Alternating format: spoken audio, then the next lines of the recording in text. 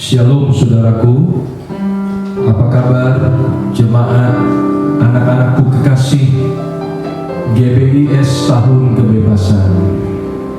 Selamat pagi jemaat, kembali kita harus mengadakan ibadah online mengingat peraturan pemerintah melewati maklumat Kapolri yang harus kita taati karena sudah mengenai sanksi hukum. Saya belum tahu sampai kapan kita akan beribadah online, karena himbauan dari PGI sampai dengan akhir Mei. Tapi saya dan rekan-rekan pendeta, kami masih lagi mendiskusikan, men-sharekan hal ini. Doakan supaya musibah pandemi virus corona bisa segera selesai, sehingga kita bisa kembali berkumpul bersama-sama, berkomunitas, menikmati hadirat Tuhan. Tapi tidak apa, biarlah ibadah pagi hari ini meskipun kita tidak tatap muka, jangan mengurangi semangat saudara.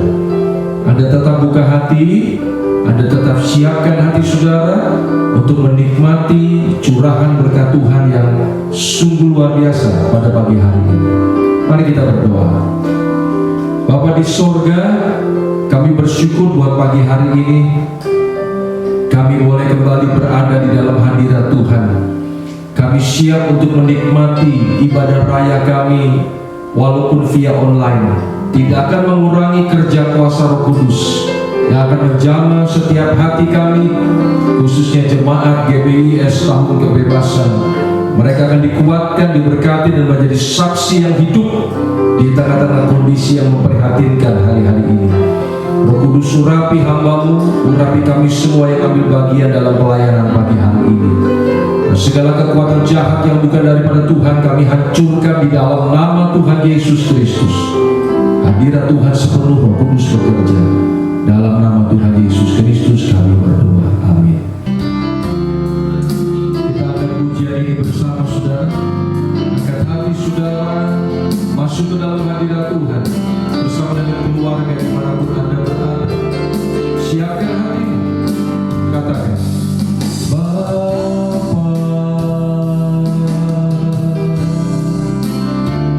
Engkau sungguh baik,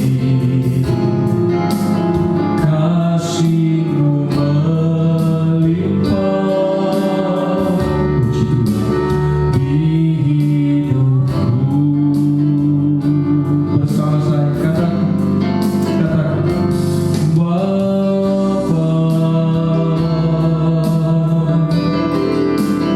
ku berterima kasih berkat-Mu hari ini yang Kau sediakan bagiku.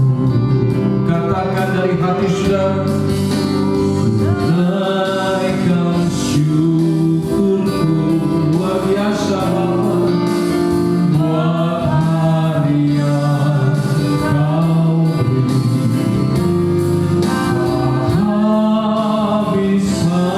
Habis-habisnya kasih dan rahmat-Mu. Dia baik saudara, selalu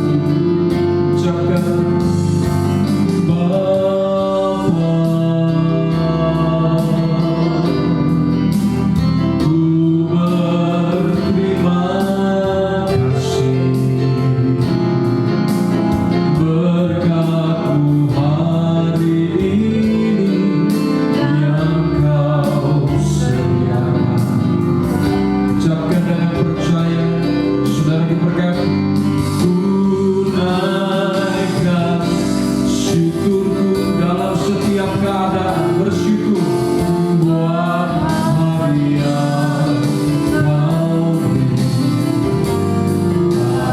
Habis-habisnya kasih dan rahmat-Mu. Glory Bapa, selalu baru dan tak pernah terlambat pertolongan-Mu. Besar setia-Mu di sepanjang hidup. Besar Tuhan, besar setia, sembah Tuhan. Besar setia, katakan sekali lagi. Besar setia di sepanjang hidup. Kita sembah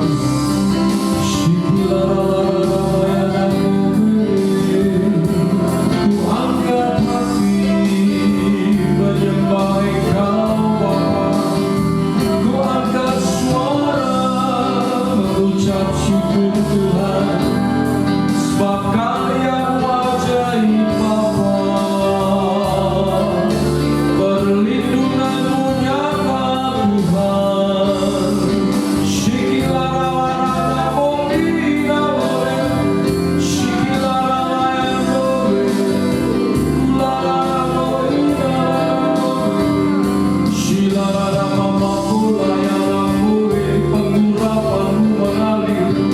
Damai-Mu mengalir pagi ini Bapa. Penuhi kami semua yang menyaksikan acara ini dengan damai-Mu, damai-Mu, damai-Mu. Glory Bapa, glory Bapa. Ku naikkan syukurku buat hari yang Kau beri. Habis-habisnya kasih dan rahmat-Mu. Selalu baru dan tak pernah didoakan terlambat pertolongan-Mu. Besar setia-Mu di sepanjang hidup.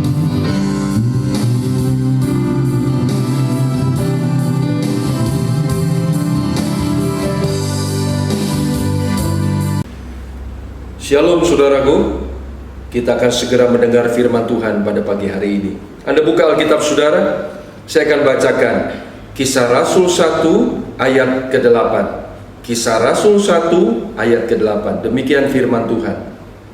Di dalam nama Tuhan Yesus Kristus. Tetapi kamu akan menerima kuasa kalau Roh Kudus turun ke atas kamu, dan kamu akan menjadi saksiku di Yerusalem dan di seluruh Yudea dan Samaria dan sampai ke ujung bumi. Puji Tuhan. Bapak Ibu Saudara yang dikasihi dalam Tuhan, kata kuasa di ayat ini saudara, itu disebut dengan dunamis.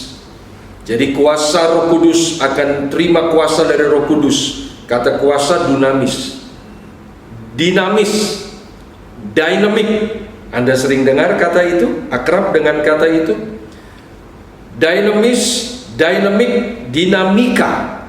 Artinya selalu bergerak saudara, selalu energik, ada full power, ada tenaga saudara. Roh Kudus itu adalah roh yang energik, roh yang selalu aktif dan bergerak. Roh Kudus nggak pernah loyo, Roh Kudus nggak pernah galau dan berhenti bekerja. Dia selalu progresif, aktif bekerja. Ayat ini berkata saudara, Roh Kudus akan menjadikan Anda saksi yang energik dari Yerusalem, Yudea, Samaria, sampai ke ujung bumi. Anda perhatikan, secara zona itu bergerak ke dalam zona yang lebih luas, saudara. Bukan cuma lebih luas, tetapi lebih menantang. Dari Yerusalem yang kecil, keluar Yudea, lebih keluar lagi Samaria, sampai ke ujung bumi. Lebih luas dan lebih menantang. Saya ingin menganalogikan ayat ini dalam perspektif rohani, pemahaman rohani. Kita bicara tentang kedewasaan iman. Dewasa iman. Bahasa asli berkata pneumatikos. Makin dewasa seseorang, maka dia akan makin menghadapi zona hidup yang lebih luas. Bukan begitu? Dari di dalam rumah, dia mulai sekolah dan akhirnya bekerja dan bla bla bla bla terus. Semakin dia menjelang dewasa, zona hidup semakin luas, baik pergaulan, dunia pekerjaan dan lain sebagainya. Dengan makin luasnya zona, makin luas juga tantangannya. Amin. Saudaraku, Anda pernah mendengar ya istilah yang akrab, familiar. Tua itu pasti, dewasa pilihan. Kedewasaan itu tidak natural, saudara. Seperti halnya menjadi tua. Tua itu nggak bisa dicegah, dia natural. Saudara mau berupaya apapun tidak bisa. Dia akan berjalan seiring waktu menjadi tua, saudara sekalian. Pasti. Tapi kedewasaan itu tidak natural. Tidak datang dengan sendirinya. Itu satu hal yang harus Anda perjuangkan. Ibrani pasal kelima, kalau Anda baca di Alkitab, terkenal ayatnya. Bagaimana Paulus berkata, ditinjau dari sudut waktu harusnya kamu sudah menjadi pengajar, tapi masih harus diajar pokok-pokok pernyataan tentang Tuhan. Artinya, Paulus sedang menyoroti begitu banyak orang-orang percaya yang invalid di dalam iman. Invalid. Sekian lama mengikut Yesus, menjadi orang percaya, tapi tidak pernah menjadi dewasa dalam iman. Buktinya apa? Tidak bisa, kata Ibrani 5, membedakan yang baik dan yang jahat. Disebut sebagai anak kecil. Semua dianggapnya baik, padahal itu jahat. Mangsa iblis yang empuk. Invalid iman. Bapak Ibu, Anda harus membedakan antara childlike faith dengan childish faith. Tuhan mau kita seperti anak-anak. Tuhan di dalam satu kisah di Alkitab, Tuhan pernah ketemu anak-anak, biarkan mereka datang kepadaku, karena mereka yang punya kerajaan sorga. Ingat itu. Tuhan mau kita seperti anak-anak dalam iman, lugu, bergantung penuh kepada Tuhan, tidak berdaya, takut ketika sendirian. Tetapi kita tidak boleh kekanak-kanakan dalam iman. Childish faith itu beda, saudara. Beda itu. Tuhan tidak mau kita kekanak-kanakan. Padahal kita harusnya sudah menjadi orang yang dewasa dan bisa dipercaya oleh Tuhan. Bapak Ibu, sadarkah Anda? Kedewasaan iman, sekali lagi ya, kedewasaan iman itu adalah jembatan Anda tiba di keserupaan, segambar keserupaan dengan Tuhan. Kalau Anda ingin memenuhi kodrat Anda yang sesungguhnya sebagai gambar dan rupa Tuhan, maka akses masuknya, saudara, untuk kita boleh menempuh sampai ke tujuan itu, namanya kedewasaan iman. Bukti kalau kita ini dewasa dan masuk ke dalam gambar dan rupa Tuhan, itu tidak dibuktikan lewat performa lahiriah. Saudara rajin ke gereja, melayani, bla bla bla bla, itu tidak salah. Tapi bukan itu yang menjadi parameter konkretnya, no. Kalau Anda baca di Efesus 4 ya, saya nggak akan bacakan, Anda buka saja Alkitab sambil saya khotbah. Efesus 4 ayat 13. Ada satu kata penting di situ saudara, yang meminta kita supaya kita menjadi dewasa penuh. Dewasa penuh di sini kata aslinya berkata unto a perfect man. Sampai kamu menjadi sempurna. Dewasa penuh itu sempurna. Kata sempurna ya dalam ayat ini aslinya bilang teleios. Teleios itu artinya saudara, sempurna teleios, dewasa penuh. Kualitas moral yang sempurna seperti Bapa di sorga. Seperti Matius 5 ayat 48 pernah berkata, hendaklah kamu sempurna seperti Bapamu di sorga. Jadi kedewasaan iman itu bicara kualitas moral kita, kualitas manusia batin kita yang takut Tuhan, hidup dalam kasih, menjaga kesucian, komitmen. Itu kedewasaan penuh. Integritas. Indikasi seseorang, indikasi utama, bahkan saya bisa katakan indikasi utama. Jika seseorang mau masuk dalam zona dewasa, dia pasti akan mengalami ketidaknyamanan. Itu pasti. Dia harus keluar dari comfort zone. Contoh ya, ketika anak-anak masih kecil, dia bergantung pada orang tua, apa saja tinggal minta, apa saja disediakan, begitu. Tapi ketika dia makin dewasa, dia harus mandiri. Bahkan ketika dia harus menikah, dia harus lebih mandiri. Terpisah bahkan dari orang tua, meninggalkan ayah dan ibunya, kata Alkitab.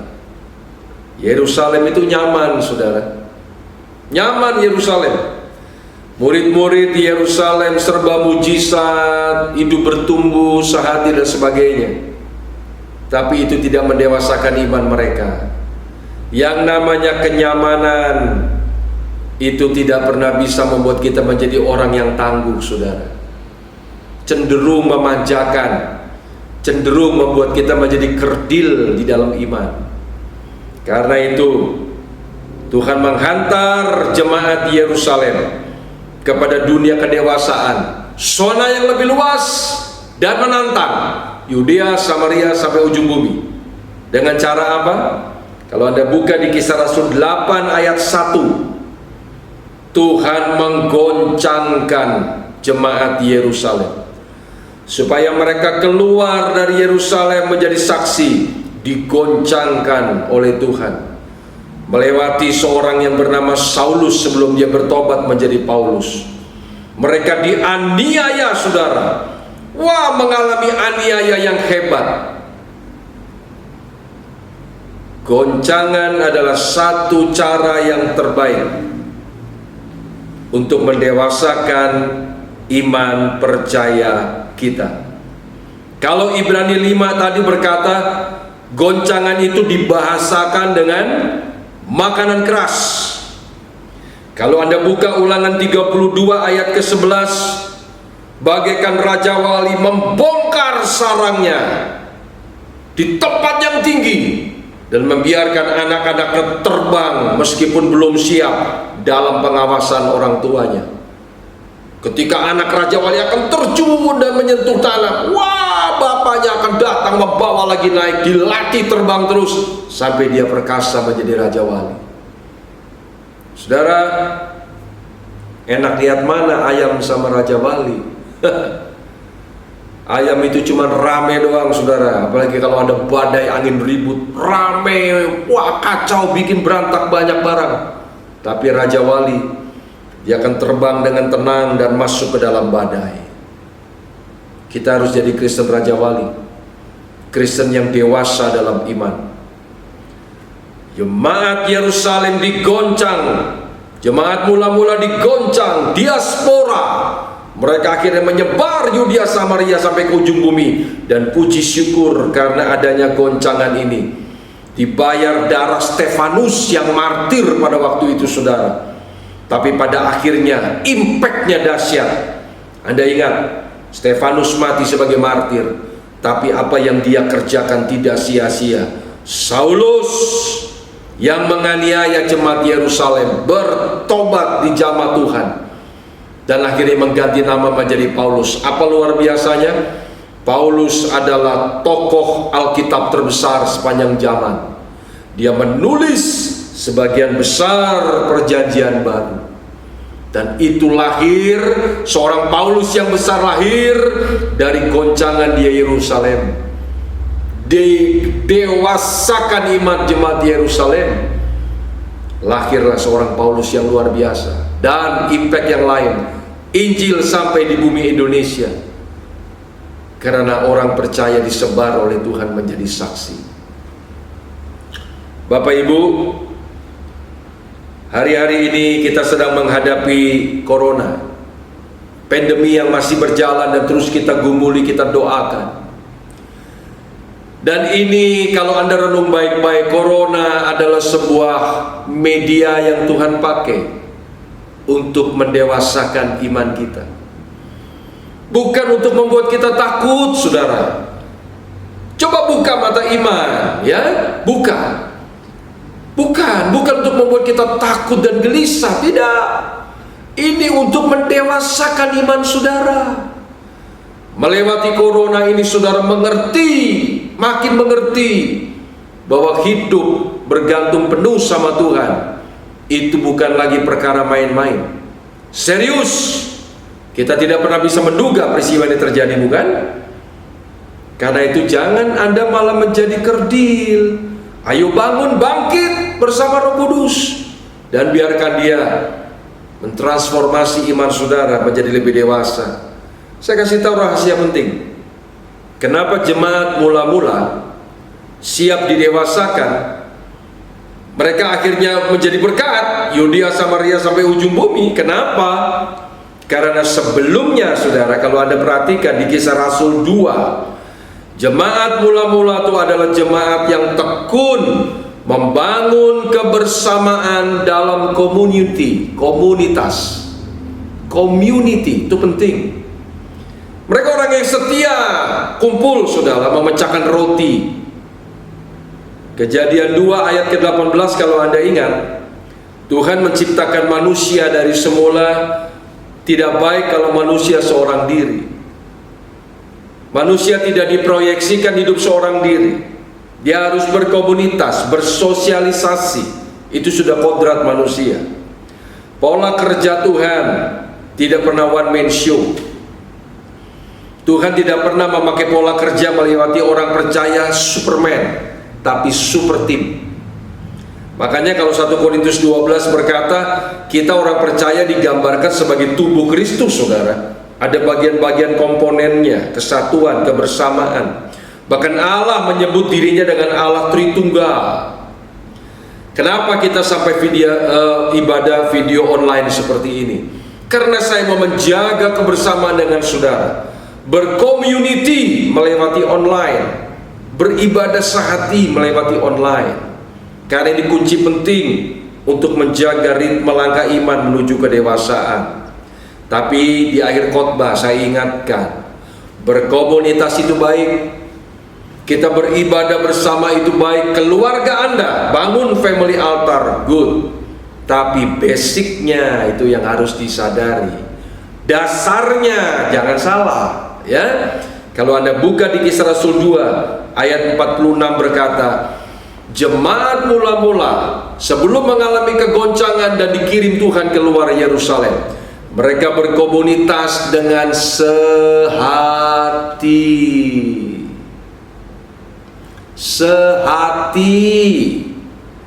Bingung? Bagaimana sehati? Apa maksud sehati? Filipi 2, Anda buka baik-baik. Filipi 2, saya akan bacakan. Filipi pasal 2, buka Alkitab saudara. Ayat yang pertama sampai ayat 5. Jadi karena dalam Kristus ada nasihat, ada penghiburan kasih, ada persekutuan roh, ada kasih mesra dan belas kasihan. Karena itu hendak sempurnakanlah sukacitaku dengan ini.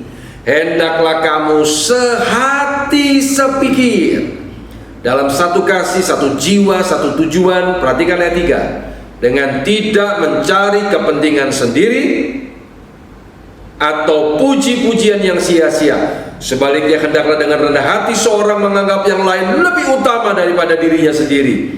Dan janganlah tiap-tiap orang hanya memperhatikan kepentingannya sendiri, tapi kepentingan orang lain juga. Ayat 5 kita baca bersama dengan keras, saudara ya. 3-2 ya.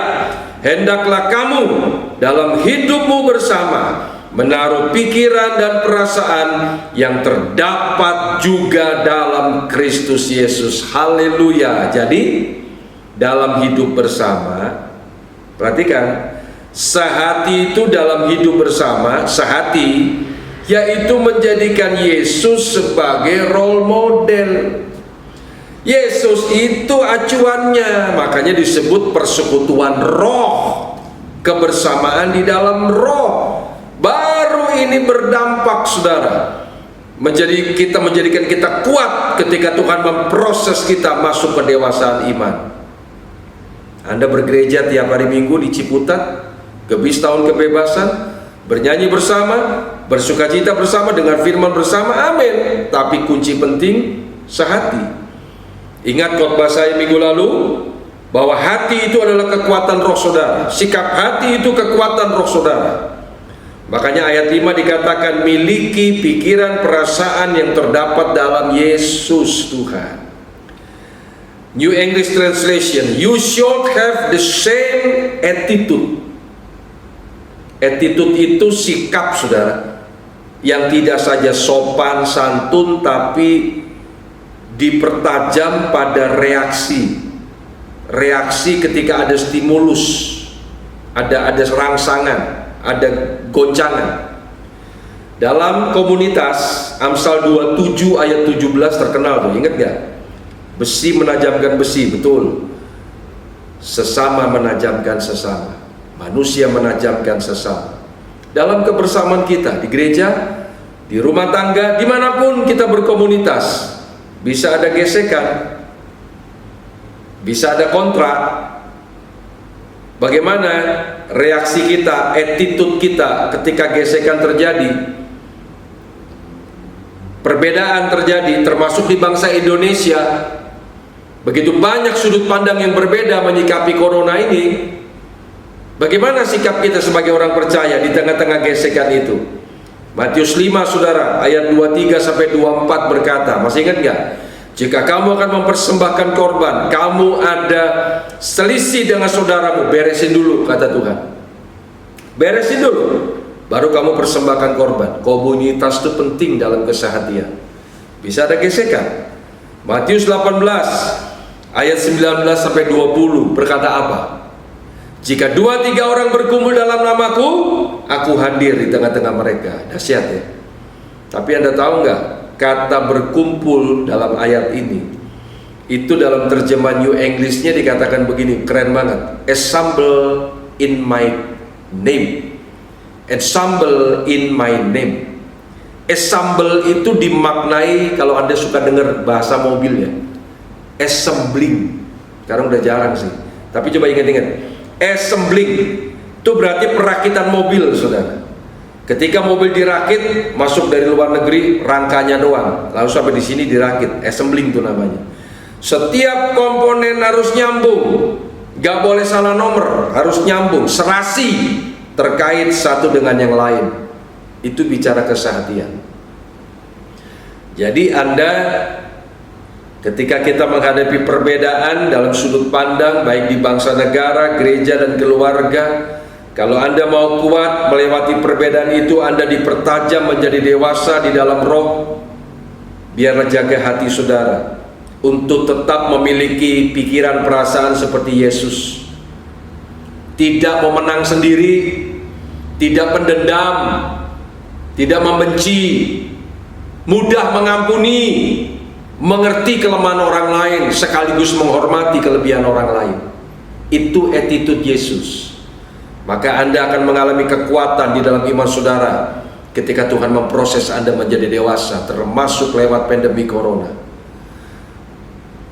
Kalau Anda menjaga kesehatian saudara, Karena attitude Tuhan tadi yang Anda miliki membuat Anda tuh menjadi orang yang tetap menjaga kesehatian, rendah hati, mendoakan dan lain sebagainya. Maka kesehatian dalam komunitas itu akan menjadi kekuatan yang maha dahsyat yang bekerja dalam diri saudara. Pengkhotbah 4 ayat 12 berkata begitu. Tali 3 lembar tidak mudah dipatahkan, diputuskan. Saudaraku, firman tidak saya perpanjang. Sekali lagi, kita jangan takut. Pandemi corona ini adalah momen bagi Tuhan untuk mendewasakan iman saudara, supaya Anda membangun attitude, pikiran, perasaan Yesus lebih tajam dalam hidup saudara, supaya Anda menjadi orang yang lebih memaknai kehadiran Tuhan dalam hidup saudara. Selesai pandemi corona, jangan Anda kembali lagi menjadi anak kecil, tapi tetap dewasa, menjadi Raja Wali, Singa Yehuda, bersemangat sungguh sampai Tuhan datang kali kedua. Kita menjadi orang yang layak masuk ke dalam kerajaannya. Tuhan memberkati saudara. Selamat pagi, sampai ketemu lagi di khotbah berikutnya. Shalom Aleichem. Demikian saudara, firman yang Anda dengar pagi ini saya pastikan memberkati dan menguatkan saudara. Di akhir khotbah ini mari kita angkat satu pujian untuk memperkuat iman saudara, mendewasakan iman saudara, memperkokoh percaya saudara untuk tetap kuat dan mencapai garis kemenangan dalam menghadapi tantangan di akhir zaman, khususnya pandemi corona. Jangan takut, Tuhan bersama dengan saudara. Ya Bapa yang baik, glory Tuhan. Katakan, Bapa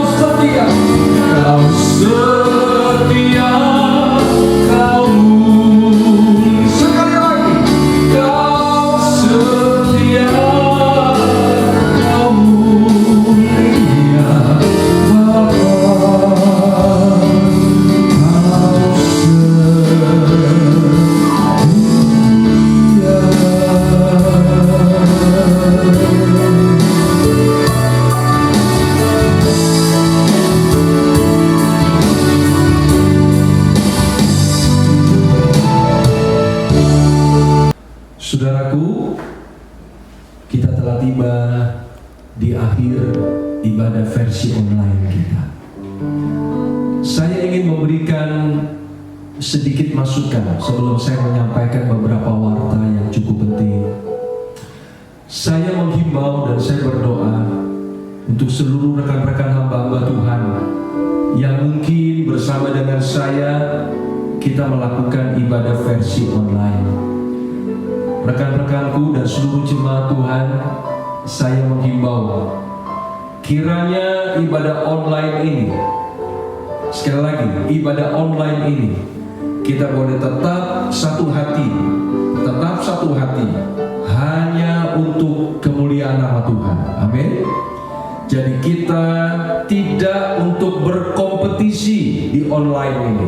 Saya mengingatkan rekan-rekan hamba Tuhan, kita bukan mau saling menunjukkan kelebihan khotbah dan acara online kita, tidak. Supaya jemaat diberkati. Sekali lagi, semua hanya untuk kemuliaan nama Tuhan. Amin. Saudaraku, jemaat GBIS Tahun Kebebasan, jika Anda diberkati melewati khotbah ini, bagikan kepada mereka-mereka yang mungkin gerejanya tidak bisa mengadakan online, biar mereka juga diberkati.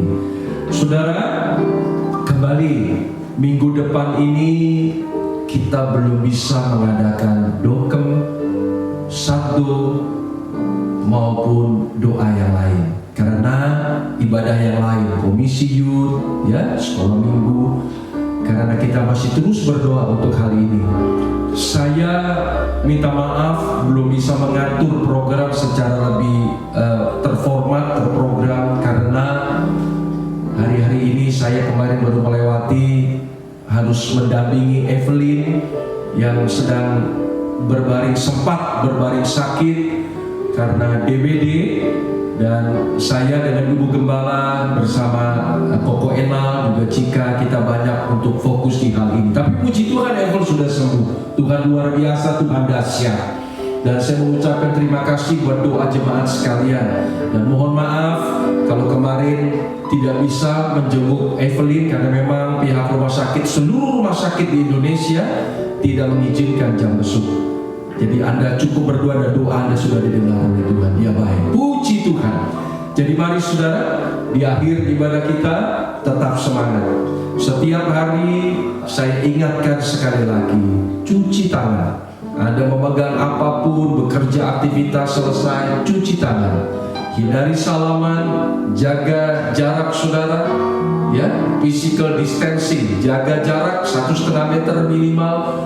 Anda jangan keluyuran jika tidak perlu dan penting sekali, ya. Jaga kesehatan saudara, tidur yang cukup, makan yang cukup, dan setiap hari Anda harus berdoa.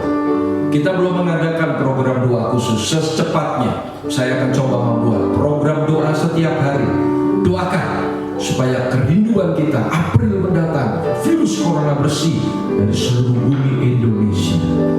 Mari kita akan masuk di dalam doa penutup. Bapa di sorga, terima kasih di akhir ibadah kami pada hari Minggu ini 29 Maret 2020 kami boleh menikmati hadirat dan penyertaan Tuhan, baik melewati pujian, khotbah yang pasti memberkati semua pendengar yang melihat online ini. Dan hamba berdoa bersama dengan seluruh jemaat, kami berkati bangsa negara Indonesia di dalam nama Tuhan Yesus Kristus, Sabang sampai Merauke. Kiranya Tuhan berkemurahan untuk bangsa Indonesia. Tuhan mengampuni jika ada banyak hal yang bangsa ini perbuat dan menyakitkan hatimu, kami mohon ampun.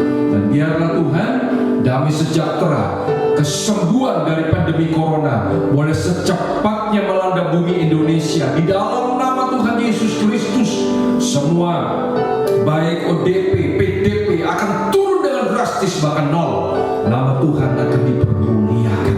Bagi gereja gereja-gereja untuk menjadi berkat di masa-masa sulit ini, memberikan damai sejahtera dan kekuatan yang daripada Tuhan. Terlebih kami doakan Bapak Presiden Jokowi dengan seluruh jajaran yang bekerja dengan gugus tugas dengan Bapak Doni selaku ketua, supaya boleh memulihkan Indonesia bersama dengan Tuhan.